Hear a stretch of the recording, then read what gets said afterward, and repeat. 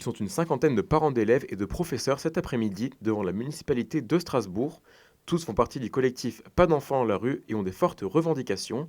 Porter secours à la centaine d'enfants, de personnes sans abri qui se retrouvent eux-mêmes à la rue. Des situations invivables pour des enfants que sont venus dénoncer les manifestants. Nous pensons qu'il est nécessaire d'interpeller les pouvoirs publics sur des situations concrètes, très dures vécues par des enfants dans nos écoles, nos collèges et nos lycées.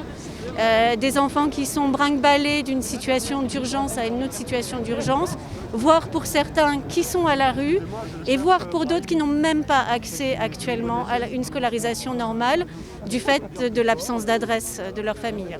Des revendications que les manifestants comptent bien faire valoir à la mairie après les manifestations. Ils sont déterminés à faire changer les choses.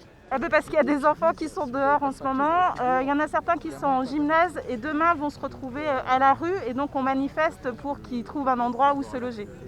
Qu'en fait on voudrait qu'ils trouvent une solution et que la ville se charge de trouver une solution pour loger ses enfants et ses familles. Voilà. Et qu'on arrive à avoir des garanties sur le fait que ce soit pérenne, qu'il n'y ait pas systématiquement des menaces d'expulsion, de non-reconduction des solutions d'hébergement.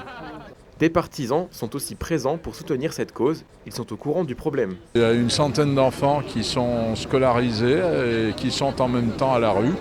C'est-à-dire quand ils sortent de l'école, ils retournent dans des tentes, en tout cas leurs familles ne sont pas hébergées dans du dur. Après la manifestation et les discussions avec la mairie, aucune nouvelle mesure a été prise pour le logement. La mairie affirme avoir déjà créé plus de 194 places dans les gymnases pour ses enfants. En revanche, des repas gratuits pourraient être distribués. Une maigre victoire pour ces manifestants qui vont continuer à se mobiliser.